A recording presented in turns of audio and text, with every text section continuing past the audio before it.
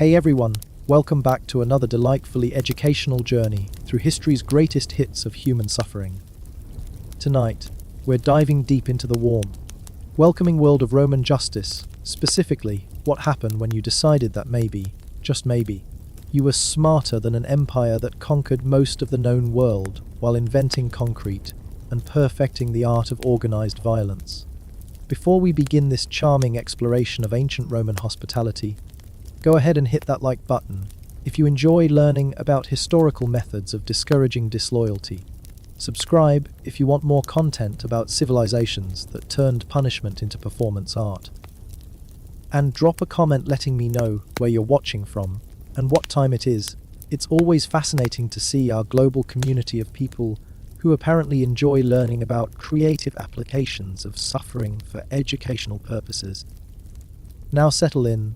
Maybe grab a snack, though you might want to keep it light for this one, dim those lights, and let's take a relaxing journey back to a time when betraying the state wasn't just illegal.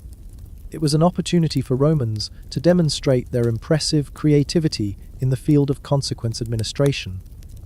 So you thought you were clever, didn't you?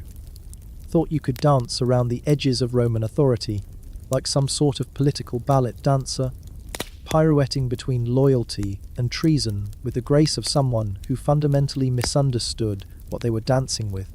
Maybe you whispered sweet promises to barbarian chieftains beyond the Rhine. Perhaps you decided Caesar's coin wasn't quite heavy enough to keep your mouth shut about troop movements. Or maybe you just looked at the wrong senator during the wrong speech on the wrong Tuesday when Mars was in retrograde and someone needed a scapegoat.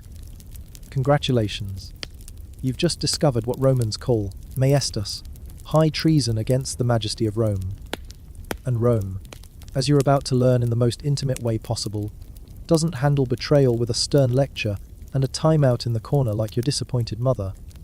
No, Romans approach treason the same way they approach everything else, with systematic precision, creative engineering, and an unwavering commitment to making sure everyone else gets the message loud and clear.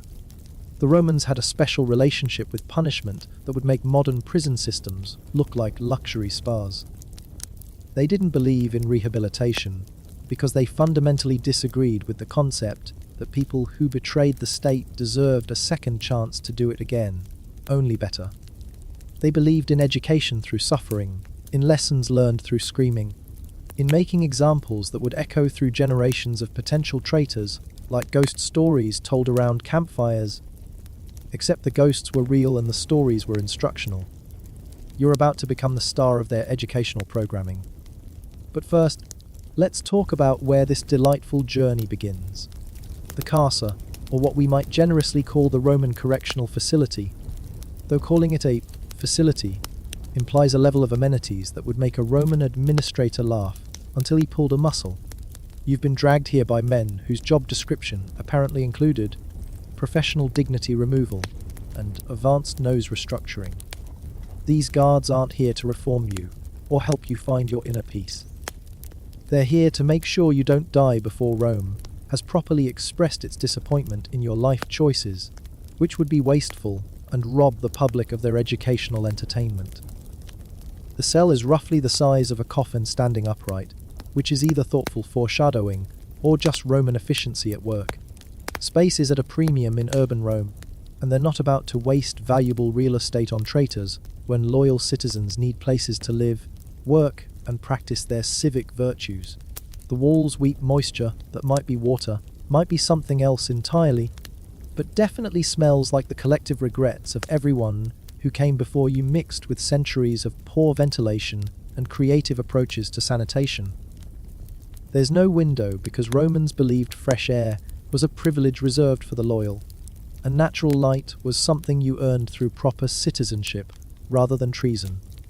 The floor is packed earth mixed with what you desperately hope is just centuries of spilled wine and food, though your nose suggests a more complex archaeological layering that includes bodily fluids, decomposed organic matter, and the dreams of people who made similar choices to yours.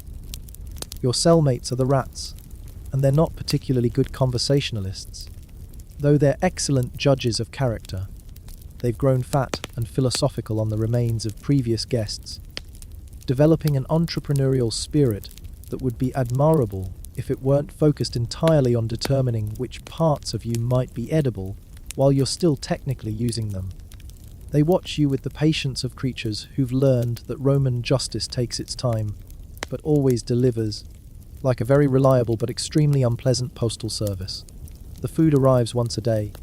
If you can call it food without insulting actual food and the farmers who grew it, it's a mixture that defies both description and digestion. Served in a bowl that's seen more filth than the bottom of the Tiber during flood season. The bread has the consistency of limestone and the flavour of disappointment mixed with sawdust and the crushed dreams of whoever was forced to bake it. The gruel might have once been distantly acquainted with vegetables, but that relationship ended badly during the Punic Wars, and they refused to speak of it. You eat it anyway, because the alternative is explaining to your stomach why philosophical principles are more important than basic survival, and your stomach has never been particularly interested in philosophy. Besides, you need to maintain your strength for what's coming, though maintaining strength for your own execution seems like the kind of ironic situation that Romans would appreciate on multiple levels. But this is just the opening act, the equivalent of terrible opening bands before the main concert that everyone actually came to see. Rome doesn't keep traitors in comfortable cells to contemplate their mistakes and write memoirs about the experience. No, you're here because someone needs to decide exactly how you're going to pay for your disloyalty. And Romans approached this question with the same methodical precision they brought to building aqueducts and conquering continents, except instead of bringing water to cities, they're bringing consequences to traitors. The trial, if we're generous enough to call it that, is really more of a sentencing consultation with theatrical elements thrown in for public entertainment. You stand before men who've already decided your guilt and are now merely haggling over the creative details of your demise, like housewives negotiating prices in the market, except the commodity being discussed is your suffering and the currency is public education. The prosecutor speaks with the passion of someone describing their favorite recipe, except the main ingredient is your agony, and the garnish is public humiliation served with a side of moral instruction. He gestures dramatically, quotes precedents, and makes compelling arguments about the need to maintain social order through the systematic application of consequence to choice. Your defense attorney, assuming you can afford one who hasn't already been bribed, bought, or intimidated, speaks with the enthusiasm of a man ordering his own execution while trying to negotiate for a better table. The judge listens with the expression of someone solving a mildly interesting puzzle. Not whether you're guilty that was settled before you walked into the room, but rather which particular form of Roman creativity would best serve the public good while providing optimal educational value to spectators. He consults scrolls and precedents with the care of a chef selecting wines for a dinner party where you're both the guest of honor and the main course. The sentence comes down like a hammer on bronze, ringing with the authority of centuries of legal tradition and the weight of imperial displeasure. Death, but not just any death. Romans don't believe in simple executions for traitors because that would be wasteful, like throwing away a perfectly good opportunity to educate the masses about the consequences of disloyalty. Your death will be a lesson, a warning, a piece of public theatre designed to make every potential traitor in the empire reconsider their career choices and maybe take up pottery instead. Crucifixion. The word hangs in the air like incense at a funeral that hasn't started yet but everyone knows is coming.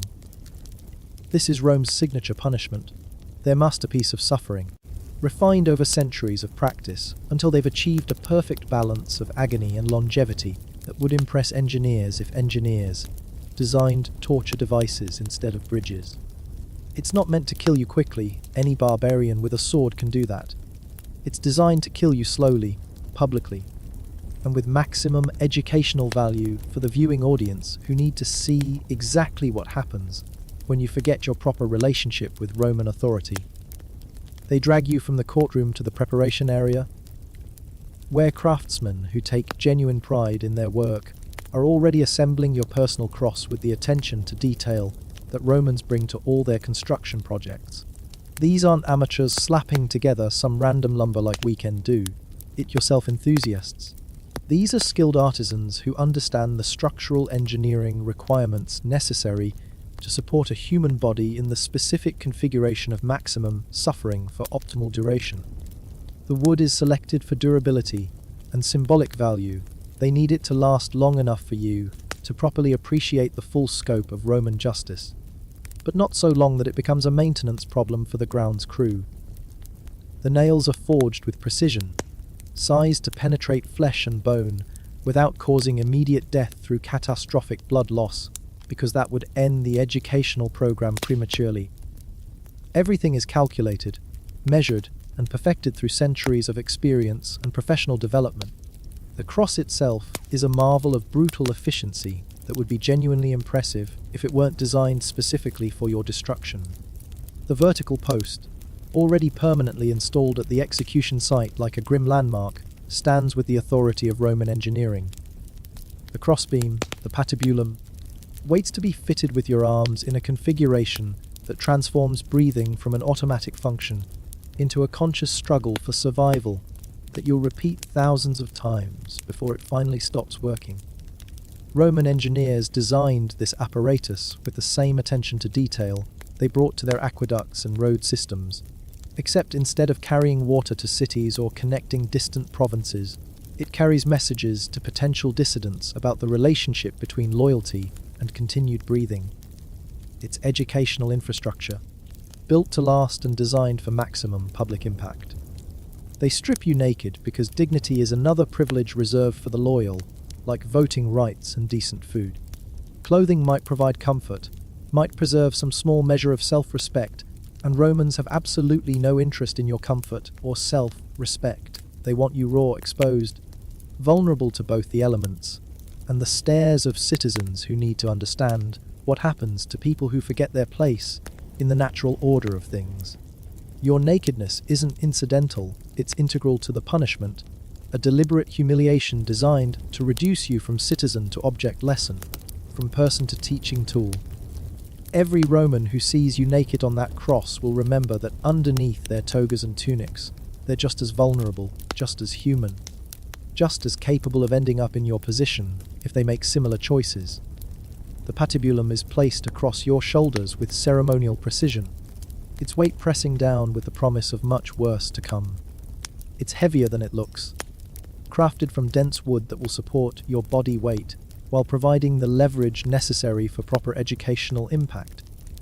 The weight isn't accidental, it's calculated to exhaust you during the march to execution, ensuring you arrive properly weakened for optimal audience engagement. The wood is rough, unfinished, designed to tear at skin and muscle as you carry it through the streets to your appointment with eternity. Splinters embed themselves in your flesh like tiny wooden accusers, each one a small preview of the comprehensive agony waiting ahead. The Romans understand that anticipation is part of punishment, that fear of what's coming can be as educational as the actual experience. The march to Calvary, well, whatever hill or public space Romans have designated for today's educational programming, begins with full ceremony because Romans believe in production values. A herald walks ahead, proclaiming your crimes to anyone within shouting distance with the enthusiasm of a town crier announcing a festival. This isn't just execution, it's community service, a travelling show designed to remind everyone what happens when you mistake Rome's tolerance for weakness. The crowd gathers like birds of prey drawn by that peculiar human fascination with witnessing someone else's absolute worst day. It's the same instinct that makes people slow down to look at chariot accidents, except this accident was planned by the state, and you're the only casualty. Children point and stare with the innocent cruelty of youth, asking their parents questions about what you did wrong, and why you're carrying that big piece of wood while naked and bleeding. Adults nod sagely and make comments about justice being served, though you suspect most of them are just grateful it's not their turn to star in this particular educational production. Vendors work the crowd like entrepreneurs at any public gathering, selling snacks and drinks to spectators who've made a day of watching you die. It's a carnival atmosphere where you're both the main attraction and the sacrificial offering, entertainment and education, rolled into one convenient package. The weight of the crossbeam grows heavier with each step, the wood pressing deeper into your shoulders as muscle fatigue sets in and your body's structural integrity begins to compromise under the load. Your legs, already weakened by days in that cell eating Roman prison cuisine, begin to tremble under the combined weight of the wood and your own body. The crowd's noise fades into a distant murmur as your world narrows to the simple mechanics of placing one foot in front of the other without collapsing into the street like a broken puppet. When you stumble, and you will stumble, because that's part of the program, the guards don't help you up out of kindness or human compassion. They drag you upright because you're not allowed to die on the way to your execution. That would be cheating the public out of their show, depriving them of the full educational experience that Roman justice promises to deliver. Someone from the crowd might be pressed into service to help carry your cross, not from compassion but from practical necessity and civic duty. The show must go on, and the show requires you to arrive at the execution site conscious and capable of suffering. The execution ground is a carefully chosen piece of real estate, selected with the same attention to location that Romans bring to building forums and temples. Visibility is crucial. Spectators need clear sight lines from multiple directions. Accessibility matters. Crowds need to be able to gather without creating traffic problems for legitimate commerce. Acoustics are important. People in the back need to hear your screams clearly enough to get the full educational benefit. This isn't hidden away in some distant field where only a few people might accidentally witness it. It's positioned where the maximum number of people can observe the consequences of treason, where merchants and farmers and slaves can all see what Rome does to those who forget their loyalty. It's educational theatre performed on a stage designed for maximum community impact. The cross awaits like a geometric theorem in wood and iron, a mathematical proof that rebellion and equals suffering calculated with Roman precision. The vertical post rises from the ground with the authority of imperial engineering, positioned at the perfect height for visibility without being so tall as to diminish the educational details that make the experience worthwhile for spectators. People need to see your face, need to witness the progression of agony, need to understand that this could be them if they make similar choices.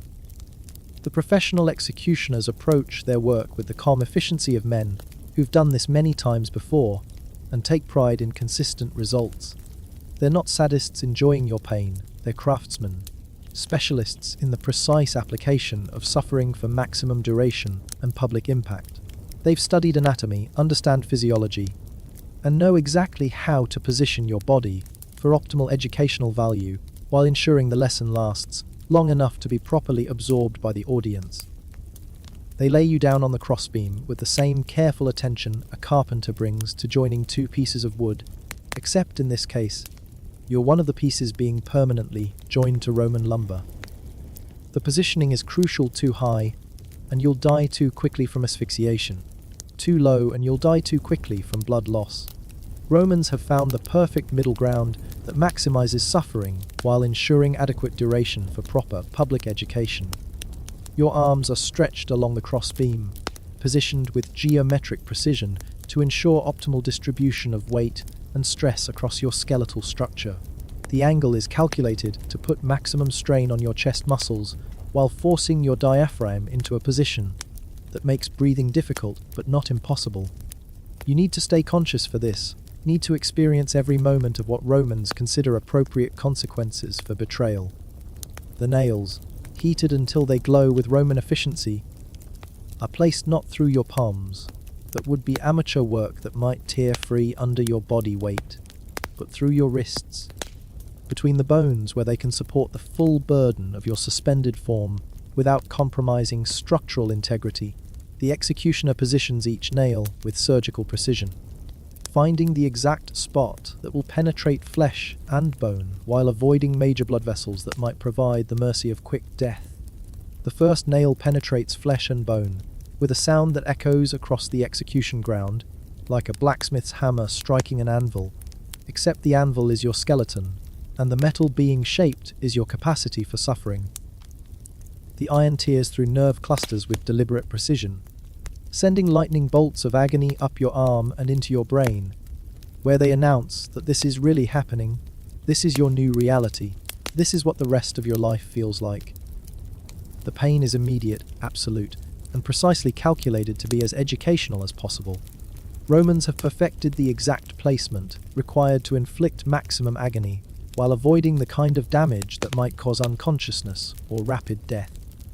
The nail doesn't just go through your wrist, it becomes part of your wrist, a permanent architectural feature that transforms your arm from a limb into a structural component of your own execution device. The second nail follows with the same methodical precision, completing the transaction that transforms you from person to example, from citizen to teaching tool. Your arms are now permanently attached to Roman lumber, your flesh and bone incorporated into the architectural structure of your own demise. The crossbeam becomes part of you, or you become part of it. The distinction becomes irrelevant as individual identity dissolves into pure sensation. They raise the crossbeam, with you attached like some grotesque ornament, and fit it onto the vertical post with the satisfying precision of Roman engineering. The fit is perfect, designed through centuries of practice to support exactly this weight in exactly this configuration. The mechanics work flawlessly. You're now suspended between earth and sky, displayed like a banner advertising the consequences of poor decision, making to anyone who might be considering similar career choices. Your feet, dangling several feet above the ground, are positioned against a small wooden platform not for comfort, but for structural necessity. The footrest isn't mercy, it's engineering, providing just enough support to prevent your body weight from tearing free from the wrist nails too quickly. They nail your feet to this platform with the same careful precision applied to your wrists, the iron penetrating flesh and bone to create another anchor point in your personal architecture of agony. The footrest serves multiple purposes in the grand design of Roman justice. It provides structural support that ensures your crucifixion will last long enough to be properly educational. It offers just enough relief from the pull on your arms to keep you conscious and suffering, rather than allowing you to slip into shock. Most importantly, it forces you to make a choice. You can push up on your nailed feet to relieve the pressure on your chest and breathe more easily. But standing on nailed feet is its own special form of agony. Now the real education begins, and it's not about the nails, though they provide the initial shock and secure attachment. Crucifixion is fundamentally about asphyxiation, about the slow strangulation that comes from hanging by your arms in a position that makes breathing a conscious, effortful, increasingly difficult act that requires constant decision-making between different types of pain. Your ribcage is pulled upward and outward by your suspended weight, your diaphragm stretched beyond its normal range of motion, your lungs compressed into a configuration that transforms each breath into a deliberate choice between agony and suffocation. The position is designed to make the simple act of breathing, something you've done automatically millions of times, into a complex problem requiring conscious effort and constant pain management. To breathe, you must push up on your nailed feet, lifting your body weight to relieve the pressure on your chest and allow your lungs to expand properly. But standing on nailed feet is its own comprehensive form of torture, forcing you to choose between the panic of slow suffocation as your chest muscles fail, or the agony of supporting your full weight on iron spikes driven through the bones of your feet. It's a choice you'll make thousands of times, each one a small defeat, each one proof that you'll endure anything to postpone death by just a few more seconds. The crowd watches this cycle with fascination, up for breath, down for relief, up again as panic sets in. It's hypnotic, educational, a living demonstration of human will reduced to its most basic components and displayed for public instruction. Hours pass like geological ages, marked only by your breathing cycle and the movement of shadows across the execution ground. The sun moves across the sky with indifferent precision while you perform your dance of survival, your body keeping meticulous records of every movement, every strain, every moment of this extended lesson in the consequences of disloyalty. Each breath becomes a conscious victory. Each pause between breaths a small death that you somehow survive. Muscle cramps set in as your arms and legs are forced into positions they were never designed to maintain for extended periods. Your shoulders dislocate from supporting your body weight, sending new varieties of pain through your nervous system like messengers delivering updates from different provinces of your anatomy. The cramping starts in your hands and feet, then spreads up your limbs as muscles that have been held in unnatural positions for hours begin to protest their treatment. The crowd changes as the day progresses, providing a rotating audience for your extended performance. Morning spectators give way to afternoon viewers, who yield to evening observers. Some people leave for lunch and return for the continued show, discussing your progress like critics reviewing a theatrical performance. Others bring food and make a picnic of your dying, pointing out interesting developments to their children and friends, as if you're a tourist attraction. You've become entertainment, a piece of living architecture that draws crowds like the Colosseum or the Forum. Parents use you as a teaching tool, explaining to their children the importance of loyalty and the consequences of making bad choices. Merchants continue their business in the shadow of your cross, incorporating your execution into the normal rhythm of Roman commercial life. Thirst arrives like an old enemy, familiar and implacable from your time in the cell, but now magnified by blood loss, shock, and the physical exertion of breathing.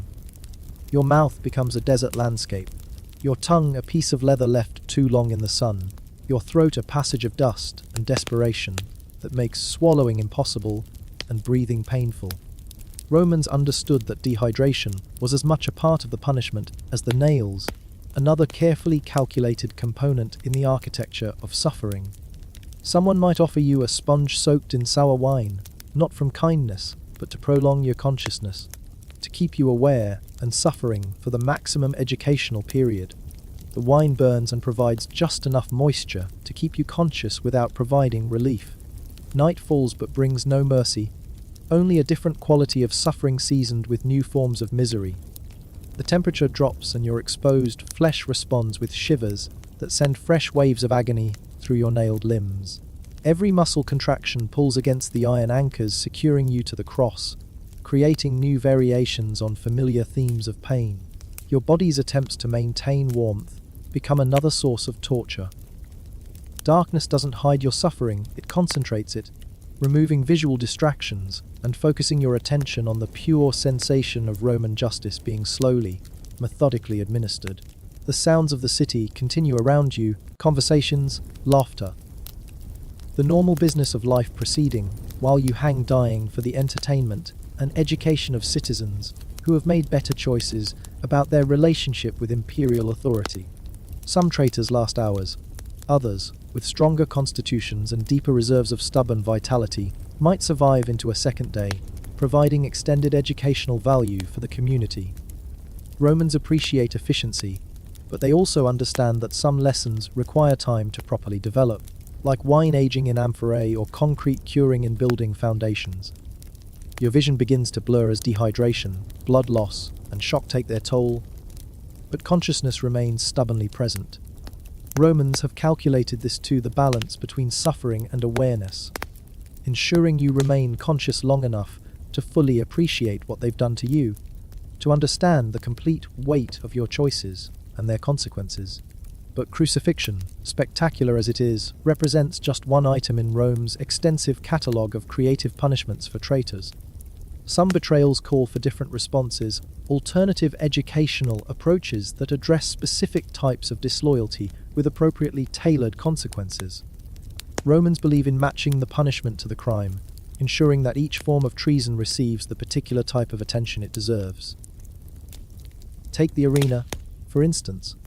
If your treason was particularly public, particularly offensive to Roman sensibilities, particularly dramatic in its scope and audacity, you might find yourself starring in a different kind of show altogether.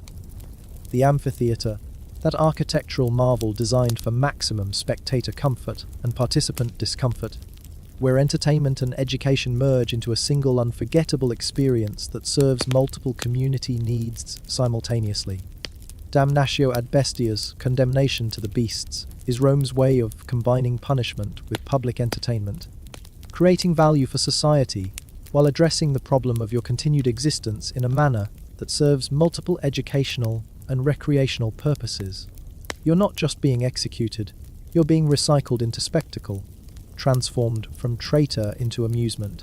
For the masses who remained properly loyal to the empire and deserve entertainment as a reward for their good citizenship. The preparation is almost ritualistic, carried out with the same attention to detail that Romans bring to religious ceremonies and military campaigns.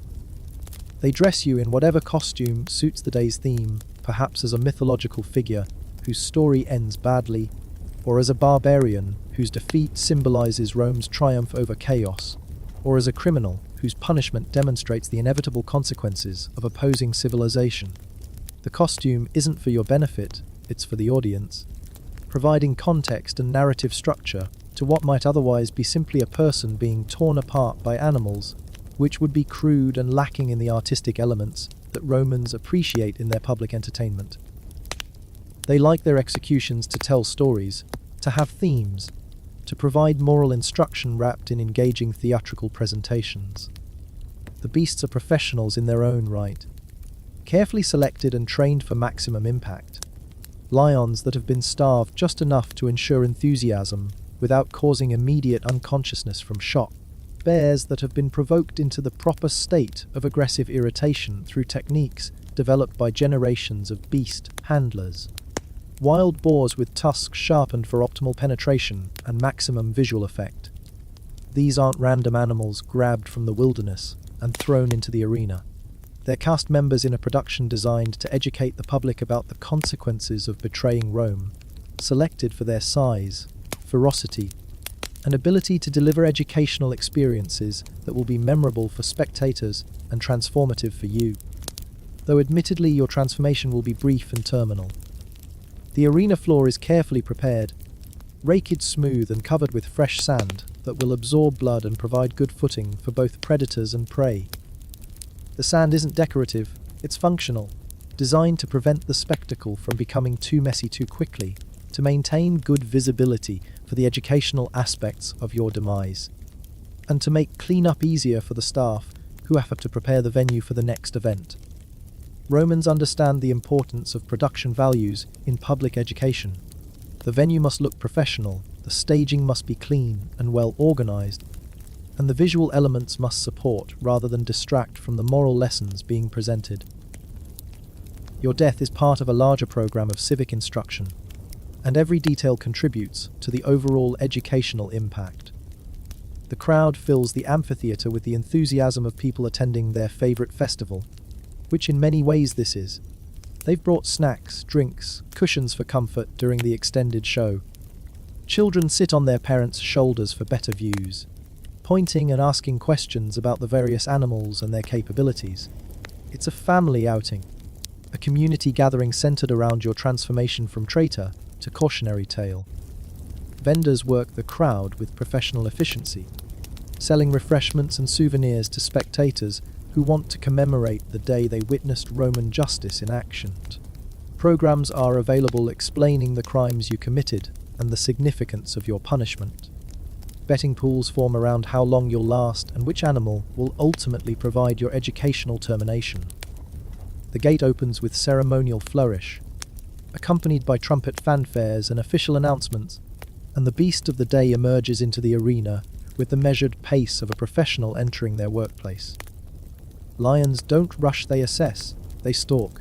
They build dramatic tension before delivering the climactic educational moment that everyone came to see. The lion moves with predatory grace, muscles rippling under golden fur, yellow eyes fixed on you with the focused attention of a craftsman examining raw materials. This is a creature bred for this purpose, trained to understand its role in the larger production, experienced in the timing and positioning required for maximum audience engagement. You run because running is what prey does, and you've been cast in the role of prey in this particular educational production. The sand shifts under your feet, providing uncertain footing that adds an element of physical comedy to the proceedings. The audience appreciates slapstick humor, laughing at your stumbles and near escapes with the same enthusiasm they bring to watching professional comedians slip on banana peels. Your costume, whatever theatrical outfit they've chosen for today's theme, becomes increasingly disheveled as you scramble across the arena floor. looking for escape routes that don't exist and protection that hasn't been provided.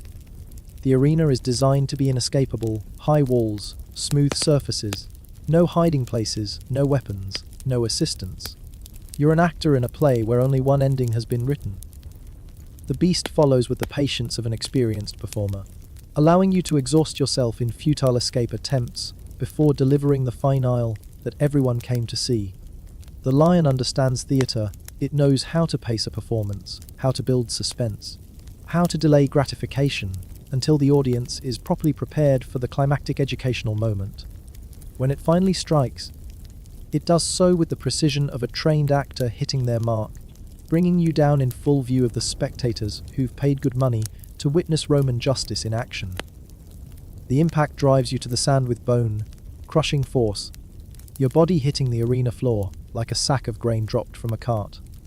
The teeth sink in with surgical precision, evolved by nature and refined by Roman selection to deliver maximum educational impact. Canine fangs penetrate flesh and muscle, finding vital organs with the accuracy of weapons designed for this specific purpose. The pain is immediate and absolute, but consciousness remains. Romans have learned to choose animals that kill slowly enough for the full lesson to be absorbed by both victim and audience. You feel every tooth, every claw, every moment of being transformed from person into food, from citizen into cautionary tale. Your blood soaks into the arena sand, joining the accumulated evidence of previous educational presentations. The crowd cheers not from bloodlust, but from appreciation of a job well done. A lesson properly delivered, a demonstration of what happens when people forget their proper relationship with Roman authority. Children clap and point, learning important lessons about loyalty and consequences that will stay with them for the rest of their lives, shaping their understanding of citizenship and the proper relationship between individual desires and imperial authority. Parents explain the significance of what they're witnessing, using your death as a teaching tool for proper civic behavior. But perhaps your treason was more subtle, more intellectual, requiring a more refined response that addresses the sophisticated nature of your betrayal. Maybe you were a scholar who wrote the wrong words, a philosopher who thought the wrong thoughts, a poet whose verses contained insufficient appreciation for Roman greatness. For such crimes against the intellectual foundations of the state, Romans developed punishments that matched the sophistication of the offense. The brazen bull, that masterpiece of Greek engineering imported and perfected by Roman craftsmen, represents the intersection of art and justice, combining aesthetic beauty with educational functionality in a single bronze sculpture.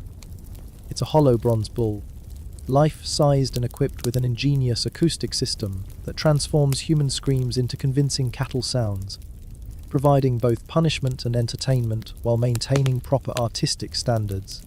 The original artist who created this device was reportedly its first victim, demonstrating Roman appreciation for ironic justice and their belief that people should experience the full implications of their creative works.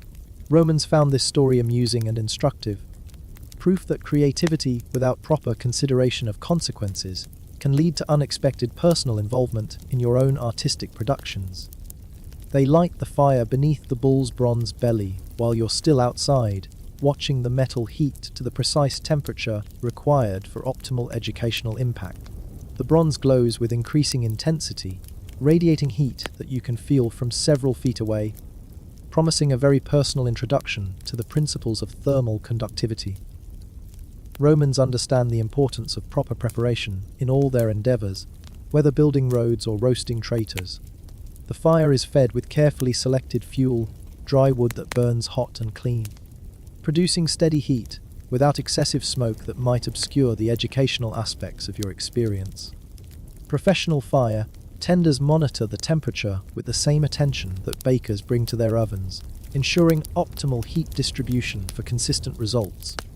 The door in the bull's side opens like the entrance to a very exclusive, very hot club where membership is permanent and the entertainment consists entirely of your own screaming transformed into artistic bovine sounds.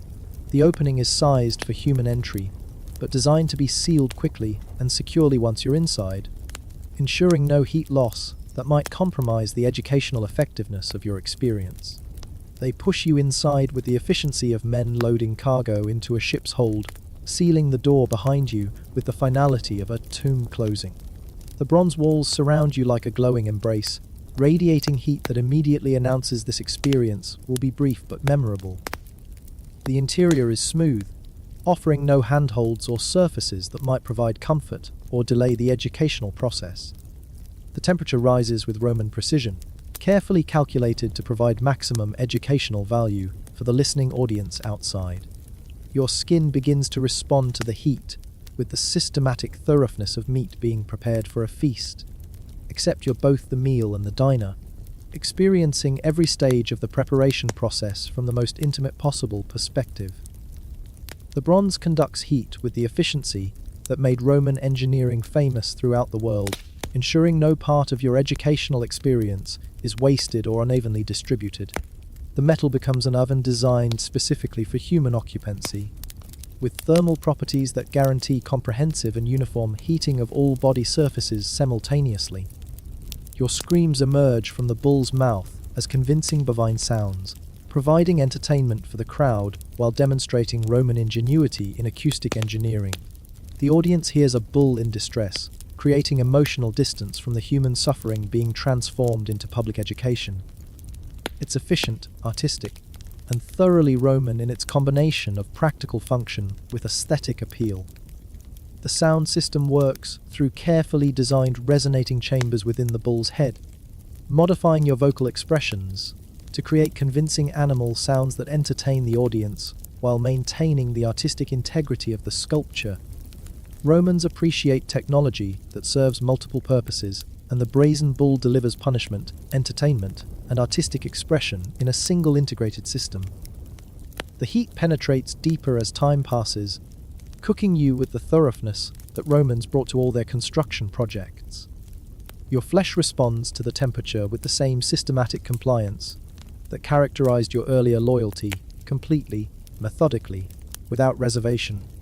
Every nerve ending reports its findings to your brain, creating a comprehensive survey of what it means to be slowly roasted alive inside a bronze sculpture. But Romans understood that not all traitors required such elaborate productions involving expensive equipment and specialized venues. Sometimes simpler methods delivered equally effective education with greater efficiency and lower overhead costs.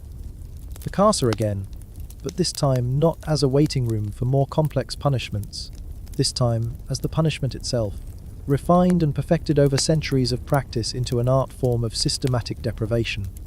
Starvation, administered with Roman precision, transforms death from a moment into a process, from an event into an extended education that provides lessons for both victim and observers. They calculate exactly how much food to provide, enough to prevent immediate death from malnutrition, not enough to sustain life indefinitely. It's a mathematical equation where the variables are your body weight, your metabolism, your age, your physical condition, and the desired duration of your educational experience. The food arrives on a schedule designed to maximize psychological impact while maintaining biological function at the minimum level necessary for consciousness. Just when your body begins to consume its own muscle tissue for survival, just when your brain starts shutting down non-essential functions to conserve energy, just when you begin to slip toward the mercy of unconsciousness, they provide just enough nutrition to restart the process and keep you aware of what's happening to you. It's not mercy, it's maintenance, like oiling a machine to keep it running or feeding fuel to a fire to prevent it from going out. Your equipment in an educational program, and Romans understand the importance of maintaining their equipment in proper working order for optimal instructional value. Your suffering serves a purpose, and that purpose requires you to remain conscious and capable of demonstrating the consequences of treason to anyone who might be observing your gradual transformation. Your body keeps meticulous records of this process, documenting every stage of systematic starvation with the precision of a military quartermaster tracking supplies. First, the fat reserves disappear, metabolized to fuel basic functions like breathing and circulation. Your face becomes gaunt, your clothes hang loose. Your body begins to consume the energy stores it accumulated during better times when you were a functioning citizen rather than an educational exhibit. Then the muscle tissue begins to break down, your body cannibalizing itself to maintain brain function and organ operation. Romans have calculated this progression carefully. They know how long each phase takes, how much nutrition is required to prolong each stage, how to keep you conscious and suffering while your body systematically consumes itself from the inside out. Your skin becomes translucent, revealing the architectural structure beneath as flesh disappears and bones become prominent landscape features. Visitors can observe your ribs through your chest wall, see your skull becoming more prominent as facial fat disappears, watch your joints become knobby protrusions as muscle mass diminishes. You become a living anatomy lesson, demonstrating human structure through the systematic removal of everything that normally conceals it. The psychological impact develops alongside the physical deterioration, creating a comprehensive educational experience that affects both mind and body simultaneously. Hunger becomes the only reality, the single fact that defines your existence and shapes every thought. Food fantasies replace memories. Imaginary meals become more real than actual experiences. And the simple act of chewing becomes the subject of elaborate daydreams with production values that would make Roman theatre directors envious. You dream of bread, not the limestone consistency prison rations, but real bread with texture and flavour, and the satisfying resistance that comes from actual grain properly prepared. You imagine meat, vegetables, fruit, wine, all the foods you took for granted when you were free to make poor decisions about your loyalty. These fantasies become more vivid and detailed as starvation progresses, your brain creating increasingly elaborate scenarios involving food that doesn't exist. Your fellow prisoners, those still early in their own educational experiences, watch your transformation with the fascination of people observing their own futures. You become a teaching tool within the teaching environment, a living demonstration of where their own paths lead, a preview of Roman justice working its way through the systematic destruction of human flesh and spirit. They see their own fate written in your progressively skeletal features, understand their own future through your present suffering. Some try to share their meager rations with you, acts of compassion that the guards allow because they provide additional educational opportunities. The sharers learn about the futility of trying to circumvent Roman justice, while the receivers learn that kindness from fellow prisoners only prolongs the inevitable without changing its fundamental nature.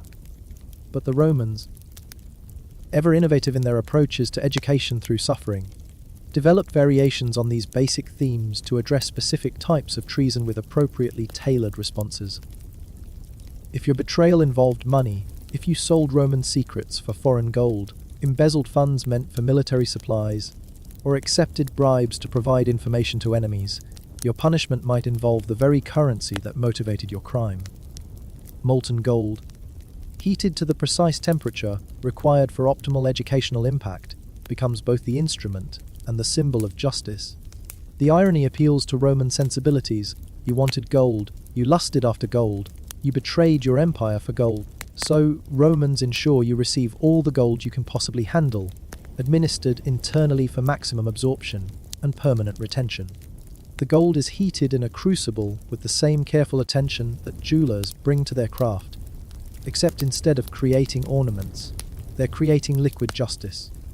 The temperature is monitored to ensure the metal reaches optimal fluidity without cooling too quickly during administration. Professional metalworkers oversee this process, bringing their expertise to bear on the technical challenges of delivering molten metal to human anatomy. They force your mouth open with the same professional efficiency they bring to all their endeavors, using mechanical devices designed specifically for this purpose. Your jaw is held in position with instruments that prevent movement while ensuring optimal access for gold delivery. The positioning is crucial, too shallow, and the educational impact is compromised. Too deep, and the process terminates too quickly to provide proper instruction to observers. The molten gold flows into your mouth like liquid fire, carrying temperatures that immediately announce your throat's new status as a foundry for precious metals. The metal burns through tissue with surgical precision, systematically destroying everything it encounters, while providing a visual demonstration of what happens when people confuse Roman tolerance with Roman weakness. The gold solidifies as it cools, creating permanent internal renovations that transform eating and breathing from automatic functions into impossibilities. Your throat becomes a repository for the very substance that motivated your betrayal, a literal incorporation of your crime into your anatomy. The metal hardens into a permanent reminder of the relationship between greed and consequence, visible to anyone who examines your remains after the educational process concludes. The irony isn't lost on the audience. You sought gold as a path to prosperity and freedom, and Romans provide exactly what you wanted, in quantities that exceed your wildest dreams of avarice. The gold becomes part of you in the most intimate way possible, though perhaps not in the manner you originally envisioned when you first considered betraying the empire for monetary gain. Your body becomes a foundry where precious metal meets human flesh in an educational merger that benefits everyone except you. The process demonstrates Roman understanding of poetic justice, their appreciation for punishments that reflect the nature of the crime, while providing lasting lessons about the relationship between individual desires and imperial consequences. Or perhaps your treason involved words, seditious speech, treasonous writing, poems that failed to properly celebrate Roman greatness, or philosophical treatises that questioned the fundamental assumptions underlying imperial authority. For such crimes against the intellectual foundations of the state, Romans developed punishments that addressed the specific organs responsible for your offense with surgical precision. Your tongue, that traitorous muscle that shaped words into weapons against the state, receives special attention from craftsmen who understand the importance of addressing problems at their source. Hot iron, heated until it glows with Roman efficiency, is applied to your tongue with the precision of a physician correcting a medical condition, except the condition being treated is disloyalty, and the cure is permanent modification of your communication capabilities. The iron, prepared in forges that serve both practical and symbolic functions, reaches temperatures calculated to achieve immediate and permanent results. The metal glows cherry red, radiating heat that you can feel before it makes contact with your anatomy. Skilled metalworkers ensure optimal temperature for maximum educational impact, while preventing the process from terminating too quickly. The flesh sizzles and bubbles as metal meets tissue, creating immediate and irreversible modifications that ensure your future contributions to political discourse will be limited to gestures and facial expressions. The smell of burning flesh fills the air like incense at a particularly educational religious ceremony, providing olfactory instruction that reinforces the visual lessons being demonstrated. Your tongue swells to fill your mouth, transformed from a tool of communication into a mass of damaged tissue that makes speaking impossible and swallowing a conscious effort requiring planning and determination. Romans ensure that the organ responsible for your treason can never again be used for similar purposes, creating a permanent reminder of the relationship between words and consequences that will last for whatever remains of your life. The swelling interferes with breathing, adding an element of suffocation to the overall educational experience. Every breath becomes a conscious effort, every swallow a deliberate act requiring coordination between damaged anatomy and basic survival needs. You learn to appreciate functions you previously took for granted, understanding through direct experience the complex mechanics required for simple activities like eating and speaking. But perhaps your betrayal was more comprehensive, involving not just words or money, but active collaboration with Rome's enemies, providing military intelligence, facilitating enemy movements, or participating in organized resistance against imperial authority. Such systematic treason calls for responses that address the comprehensive nature of your disloyalty with appropriately thorough punishment that matches the scope of your offense. Romans developed methods that work through your body systematically, addressing each system and organ with the thoroughness they brought to surveying conquered territories or cataloging captured resources. Flaying begins as a medical procedure and evolves into an art form. With practitioners who understand human anatomy better than most physicians and approach their work with the same professional pride that architects bring to designing temples. They start at the extremities, fingers and toes, where mistakes won't immediately terminate the educational experience through catastrophic blood loss or shock.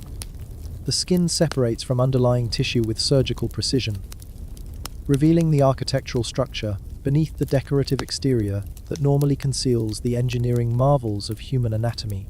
Each strip of removed skin represents a small betrayal being addressed, a piece of treason being systematically corrected through the physical removal of the flesh that housed treacherous thoughts.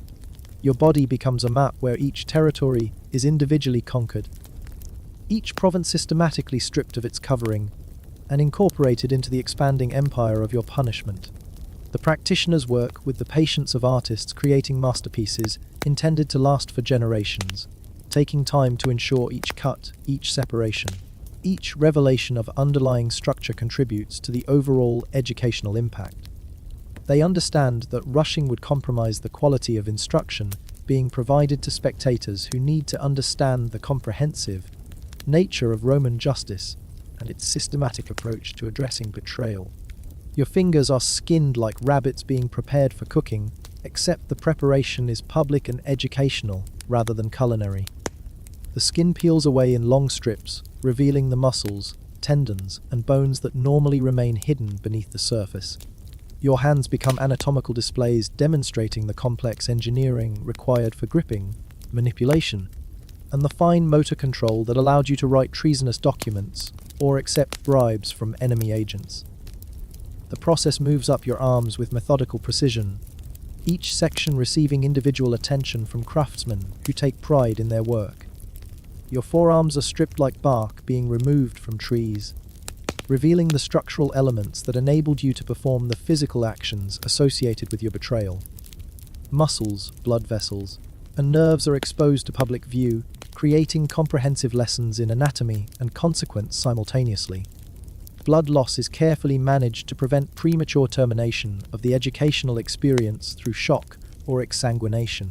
Romans have calculated the precise relationship between surface area and blood volume. Understanding how much skin can be removed from which body parts without causing immediate death.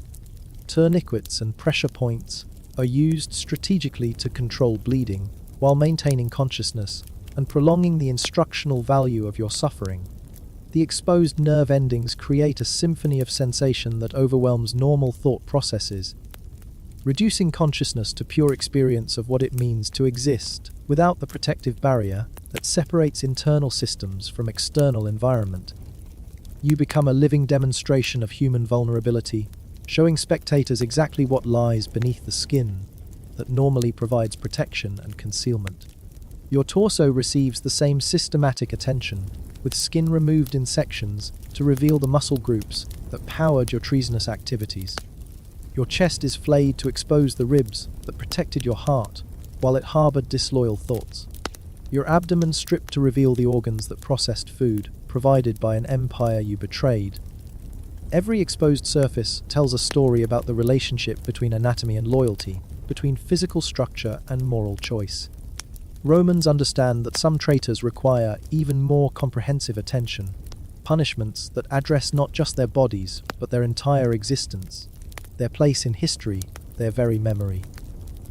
For the most serious cases of treason, rebellion against the emperor, conspiracy to overthrow the government, systematic undermining of Roman authority, or collaboration with barbarian invasions, they developed responses that erased you not just from life, but from the very record of having lived. Damnatio memoria, the condemnation of memory, transforms you into a non-person, someone who never existed, whose name is chiseled from monuments, and whose image is removed from paintings.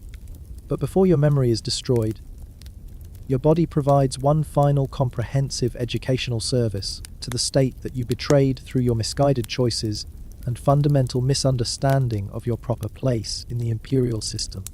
They start with your family, because Romans understand that treason is often a collaborative effort requiring multiple participants, supporters, and beneficiaries. Your children, your spouse, your parents, your siblings all become educational materials in a comprehensive lesson about the consequences of choosing the wrong side in political disputes and the viral nature of disloyalty within family structures. You watch each of them experience their own personalized introduction to Roman justice, understanding that your choices created their suffering and their deaths will serve as extensions of your own punishment. Your wife receives her own educational experience, perhaps in the arena or through methods specifically designed for female traitors. Your children, regardless of their age or level of involvement in your crimes, provide additional opportunities for public instruction about the hereditary nature of disloyalty. Your parents, who raised you to become a traitor, demonstrate through their suffering that Roman justice extends backwards through generations to address the root causes of betrayal.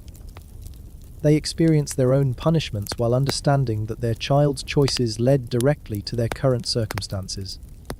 The educational value extends to grandparents, aunts, uncles, and cousins who might have influenced your development or benefited from your treason.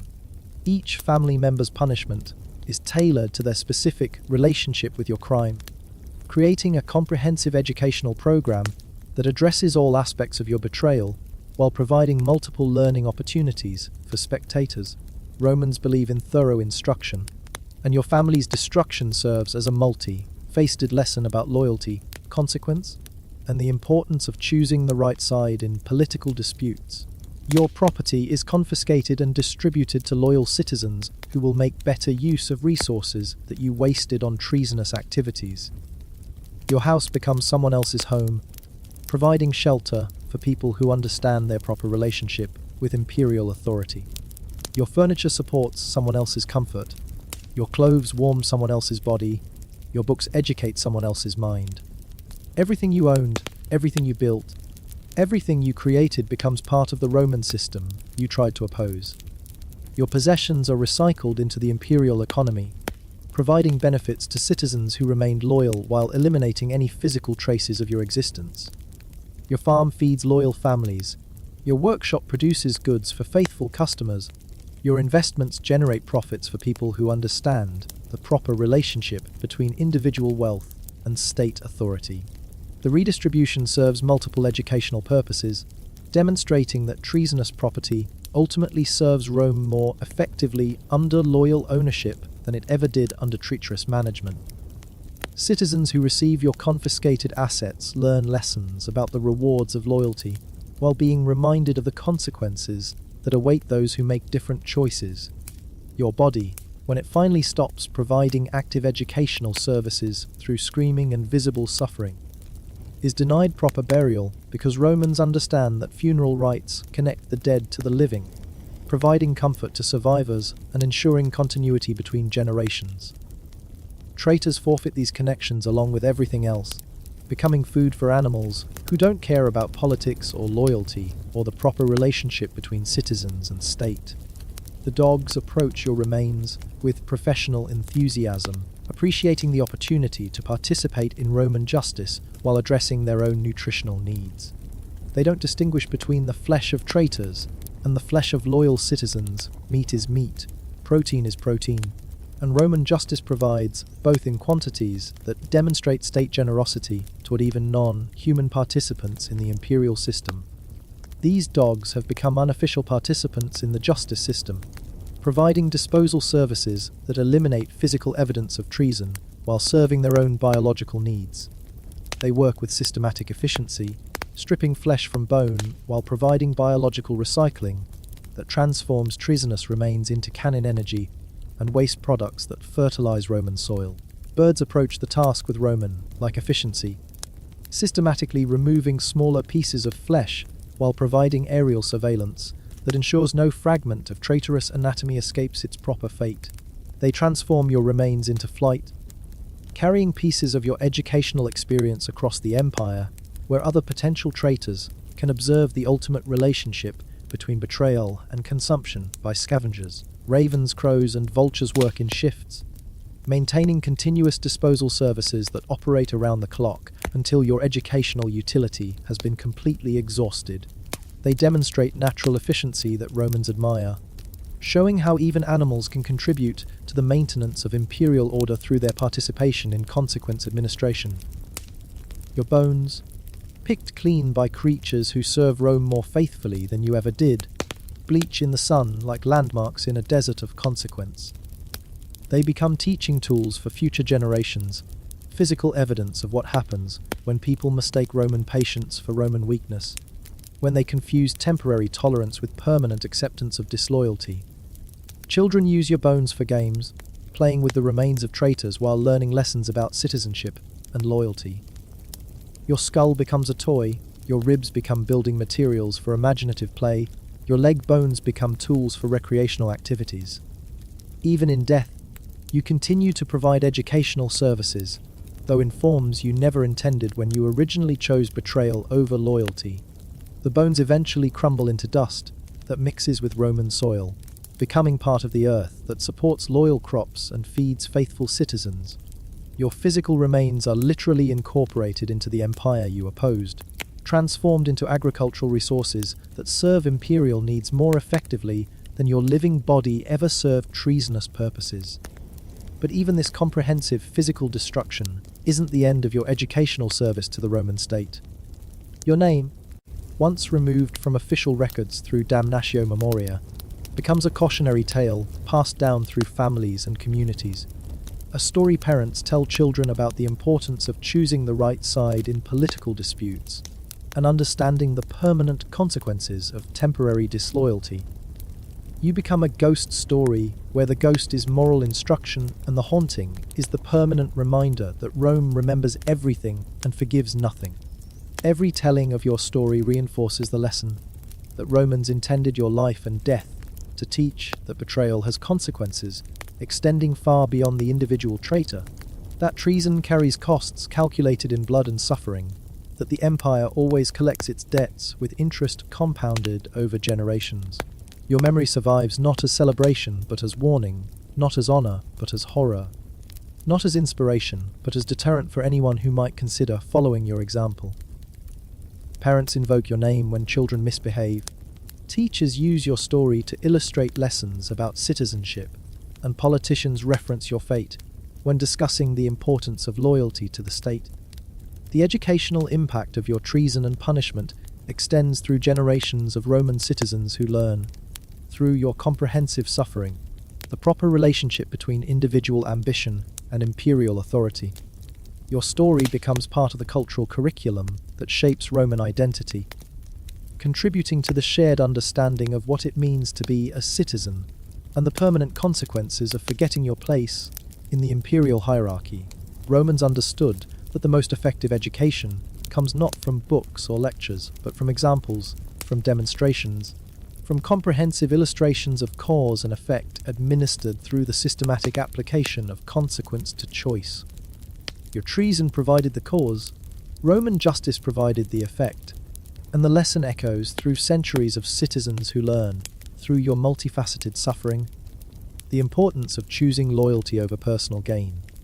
And so your educational service continues long after your screaming stops, long after your flesh stops providing entertainment for spectators, long after your bones stop marking the landscape where Roman justice was administered with characteristic thoroughness.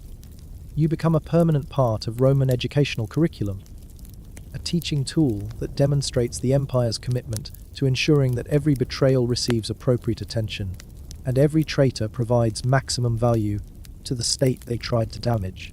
The Romans built their empire on roads, laws, and examples. You became one of their examples, a permanent fixture in their educational system, a lasting contribution to their methods of maintaining order through the systematic demonstration of what happens when order is challenged. Your treason provided them with raw materials. Their justice transformed those materials into lessons that strengthened the empire and educated citizens about the proper relationship between loyalty and survival. In the end, you served Rome better in death than you ever did in life, providing more value as a cautionary tale than you ever contributed as a citizen. Roman justice ensured that even traitors could find ways to serve the state, even if that service came in forms they never intended to provide and lasted longer than they ever imagined possible. Your comprehensive punishment became comprehensive education, your individual suffering became collective instruction, and your personal destruction became imperial strengthening. The empire continued for centuries after your bones turned to dust. Strengthened by the lessons learned from your example, and countless others who made similar choices about the relationship between personal desires and imperial authority. Each traitor who followed you learned from your story, understood the comprehensive nature of Roman consequences, and discovered that the empire's memory was longer than human life, and its justice more thorough than individual imagination could conceive.